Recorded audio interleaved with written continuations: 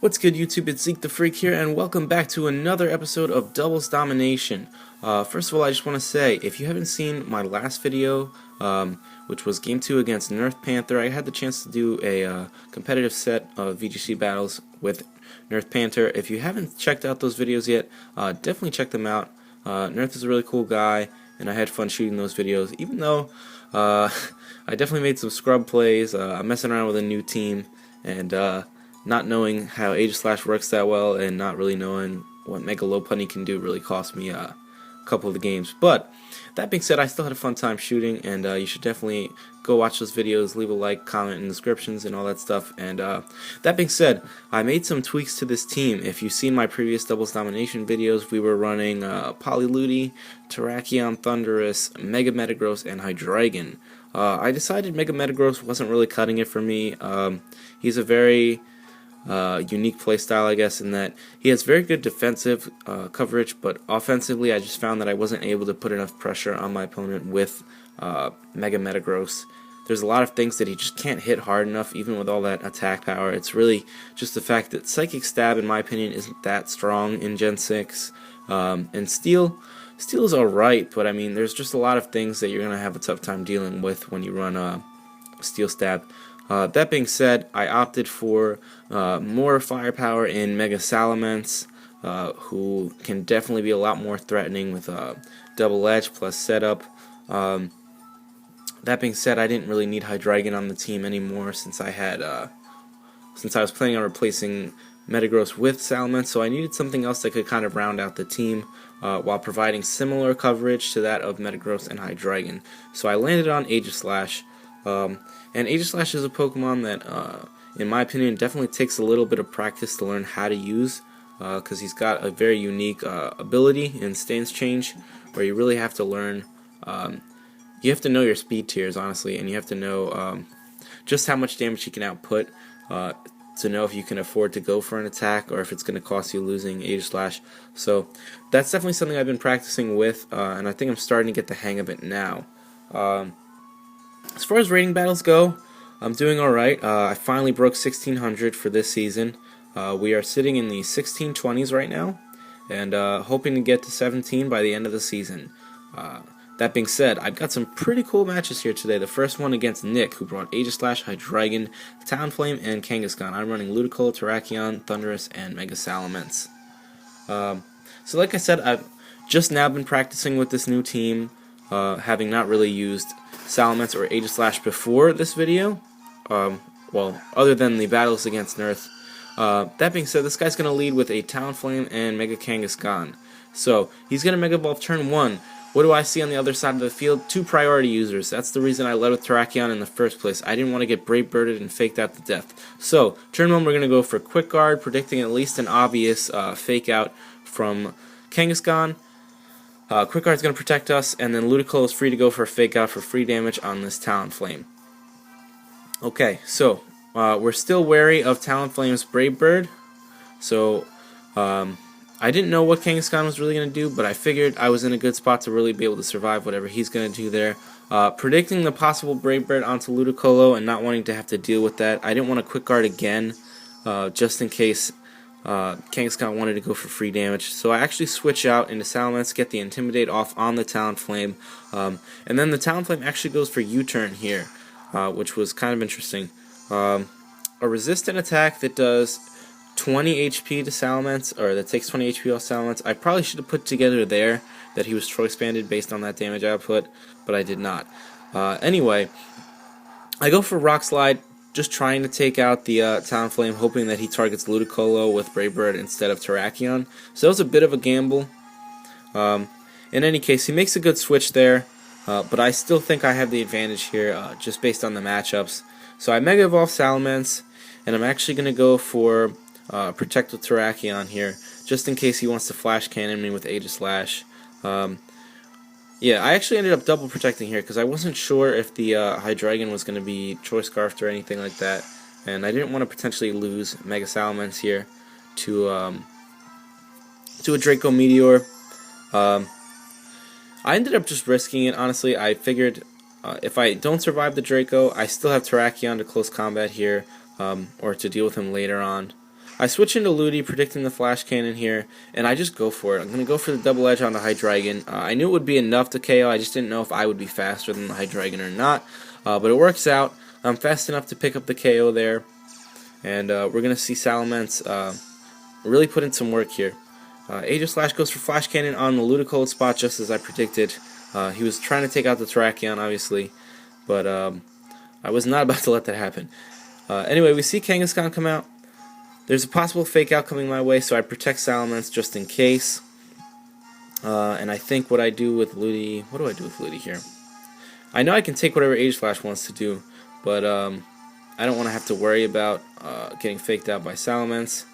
Oh, that's right. I had just switched in. My bad. So I went for fake out on the Kangaskhan, just in case he didn't go for fake out. I figured if he does go for fake out, he's going to fake out the Salamence, and if he doesn't go for fake out, he's going for a double edge, and I can at least get, or a return in his case, and I can at least get the fake out off. The following turn, as you just saw, I'm able to double edge Kangaskhan for big damage. I don't mind trading that for the Salamence KO because I'm just going to double into the Kangaskhan and take it out here. Aegislash is really not a threat right now, so I'm just not even worrying about it. I know I have Thundurus in the back, so my plan for dealing with Aegislash was to just catch it in Blade form and use Taunt so that he's stuck in Blade form, and that way I can take him out with pretty much any neutral attack or two.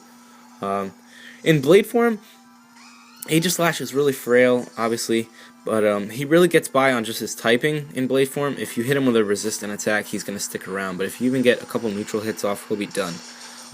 He Brave Birds to KO Ludicolo there, but I'm fine with that because my only switch in was Terrakion, and I was not about to trade Terrakion for Ludicolo.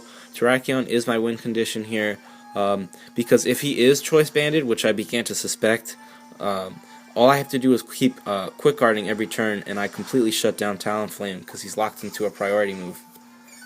He goes for the Shadow Ball on Thundurus. Thundurus is bulky enough, plus the Citrus Berry, to be able to take that, plus one more Brave Bird from the Talonflame.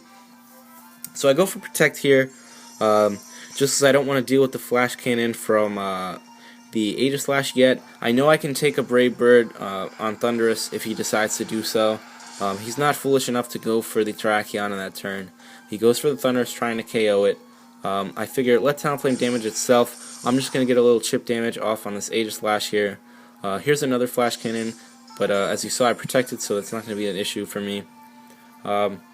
Here, all we really have to do is keep quick guarding, because as I said, the Talonflame is just going to keep Brave Birding. He's got to be Choice Banded. He's stuck Brave Birding. He can't do anything else. I knew Thunderbolt would be enough to pick up the KO there, so I just go ahead and Thunderbolt to knock out the Aegislash. Now all we have left is a Talonflame that can't attack. So that's kind of the problem with running Choice Banded Talonflame. If you ever run into something like Quick Guard, you're stuck using a priority move. And I mean, most people that use Talonflame lead with Talonflame, so ideally you can just switch out, but if you ever get caught in the back like that, you can't lock yourself into Brave Bird. He would have been better off almost locking himself into like Flare Blitz, but based on what was left on the field, I guess he knew if he locked into Flare Blitz, he'd be done.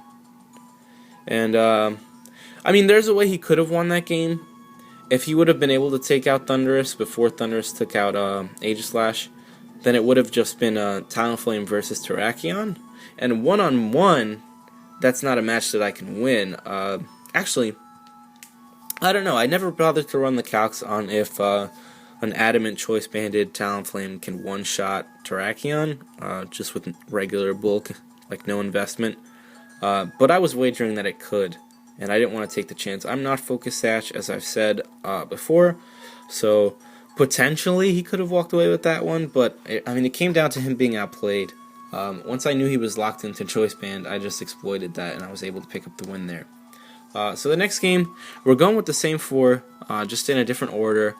We see that Mega Venusaur, he also had a Salamence, so it's possible that he was running a dual Mega team. But I saw Venusaur and no Charizard, so it's pretty safe to assume that it's Mega Venusaur.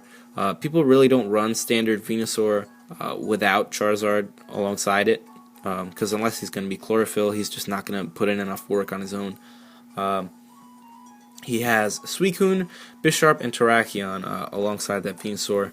He's going to go ahead and lead with Mega Venusaur Suicune.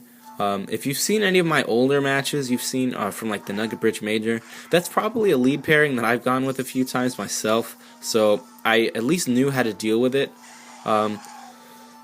It was very easy to put myself in my opponent's shoes, having played with that exact team before. Well, not the exact team, but the exact pairing. Knowing that he has Mega Venusaur, if you lead with Venusaur alongside a Suicune, it has to be Mega Venusaur. I was pretty comfortable in that assumption. That being said, I didn't even want to touch the Venusaur turn 1 because I knew he was just going to Mega Evolve and protect it. There was no way he was going to risk being faked out and Double Edge for the KO. He had to go for the Protect there, so I was very comfortable in just faking out the Suicune turn 1. I could have gone for a Double Edge on the Suicune turn 1, but I was more... I felt a lot more comfortable going for the safer play here, which was just Dragon Dance, get myself to +1 attack. That way, no matter what bulk is on that Venusaur, there's no way he can survive a Double Edge on the next turn, or whenever he comes back in. And that way, yeah. Seeing the Venusaur there, after the +1, there was no way he was going to stay in, so I actually just went ahead and doubled into the Suicune. I knew the Suicune wasn't going to protect, because he has to go for the Ice Beam on that Salamence there. He had to risk it. If he can't take out the Salamence early, he's going to lose, because that's the only thing really on my team that can give his Venusaur a hard time. Because really that's my win condition, taking out that Venusaur. Bisharp is not too much of a threat as long as I have Terrakion in the back. And really anything on this team can deal with Bisharp outside of maybe Aegislash. Anyway, we're going to switch here, predicting the possible knockoff onto Ludicolo. But he actually goes for a Sucker Punch. Yeah. He goes for a Sucker Punch, probably onto the Ludicolo, maybe onto the Salamence, and he goes for a Sludge Bomb onto what would have been Ludicolo. I was hoping for a Justified boost there, but we don't get it. He goes for Sucker Punch here, does big damage onto Salamence, but I knew it wouldn't be enough to KO, even with Life Orb actually he's running. So Double Edge picks us up the KO on the Mega Venusaur, and I'm going to go down to Recoil, but I don't mind that. I'm more than happy to trade 2 KOs with Salamence for losing my Mega. Salamence was putting in work time after time for this team. And I go for the Rock Slide, predicting a possible Protect from Bisharp. So at least that way I would have got a little damage on Venusaur. Anyway, he's going to send in his own Terrakion. And I just sent in Ludicolo. So fearing the possible Quick Guard, I go for a Protect. And I just go ahead and... Giga Drain the Terrakion. He actually goes for his own Protect on Bisharp. I guess he thought I would try and close combat him, and then he would close combat my Terrakion for the KO. But I'm playing it very safe, so I wasn't gonna make something. I wasn't gonna do something that careless. He goes for Rock Slide. We are speed tied, I'm sure, because I'm max speed, and he's probably max speed as well. So I guess he was just hoping for a flinch there, but he doesn't get it. I go for the close combat to KO Bisharp there. He doesn't go for a Sucker Punch on the Terrakion, I guess, because he thought it wouldn't be worth it. It's not going to get the KO, and it's only going to raise my attack. Giga Drain is enough here to get the KO there, and that's pretty much it. So Ludi and Terrakion are able to clean up. Terrakion not even having to do too much outside take care of the Bisharp. We don't even have to bring out Thundurus in that game. Thundurus was really just there for the Suicune, which I was able to deal with early on, and possibly the Mega Salamence. That way I would have the HP Ice plus Ice Beam to deal with the Mega Salamence. My own Mega Salamence wouldn't have been a great answer to his, honestly, because I'm just running Double Edge as my only attack. I've got Protect, Dragon Dance, Roost, and Double Edge. So I'm trying out that set to see how it works. I might throw another attack onto Salamence. I can't really put Earthquake on it, since I don't have a lot of stuff to Earthquake next to outside of Thundurus. And I can't really run... I could run Rock Slide, I guess, but Terrakion I have for Rock Slide, and he does a pretty good job on his own with that, so I don't really see the point. The only other move I would consider running, on a rain team that is Hyper Voice. But I haven't played around with the EVs yet, and so far from what I've seen, every time I calc it, Double Edge always does more than Hyper Voice does. Unless I wanted to really run some kind of like, maybe like a timid max special attack, or like modest, but to me that's just not worth it. I think there are much better Pokemon that can Hyper Voice, like Sylveon, like Mega Gardevoir, and if I really wanted Hyper Voice on the team, I'd rather run something like that. So I don't know. I think Hyper Voice on Mega Salamence was really good when when people first started running it, because it was catching some people off guard. But now, I don't know. For me, the damage output just isn't enough to justify using it. I know there are a lot of players who use it competitively and use it very well, but I don't think that for my team it would work that well. So, like I said, I'm still playing around with the Salamence, still playing around with Aegislash, and just trying to find the best possible spreads to run. I feel pretty comfortable with the Rain Core right now, so that's going to stay for the foreseeable future. I might start mixing up teams soon as I climb the ladder and get a little higher, because I know better players are a lot more accustomed to dealing with rain, and they might be able to outplay me. But I don't know, I kind of like having the rain mode, because I feel like Choice Scarf Politoed with Rain Dance is pretty good for dealing with potential weather teams. I've already taken down a handful of sun teams at this point by, I don't know, people like to do this. I haven't featured it in a video yet, I don't think, but several times now I've seen where people will lead with Mega Charizard Y against a rain team, and they think that, they'll go for Drizzle, and then turn 1, I'll just Mega Evolve Charizard, and I'll go for Sunny, I'll bring Drought in, so the sun will be there, and then I'll just Solar Beam and knock out the Politoed. But I'll just Rain Dance turn 1, and then I'll change the weather back, and it's happened at least 3 times now, where I'll just go for Rain Dance, they'll lock themselves into Solar Beam, they can't protect or switch on the following turn, and I can easily just Scald for a KO. So, I don't know, that's my best answer for Sun teams at least. I don't know about Sand teams. I definitely have a harder time with Sand, I think, than I do with Sun teams. But now I'm just rambling, so with that being said, thanks for watching today's episode of Doubles Domination, guys. If you enjoyed the videos and enjoyed my rambling commentary, please like, comment, and subscribe. I should have some videos coming soon, more rating battles as we continue to climb the ladder. Like I said, I'm shooting for 1700 by the end of this season, which I think goes until July, so it's going to be a while. I have plenty of time. I'm sitting in the 1620s right now, so I really only need like 4 or 5 more, I think, to climb up to 17, but could be a few more. And obviously that's if I don't lose at all, which is probably not going to happen. But I'm definitely enjoying this season, and if you are too, like I said, please like, comment, and subscribe, and I'll keep more content coming your way.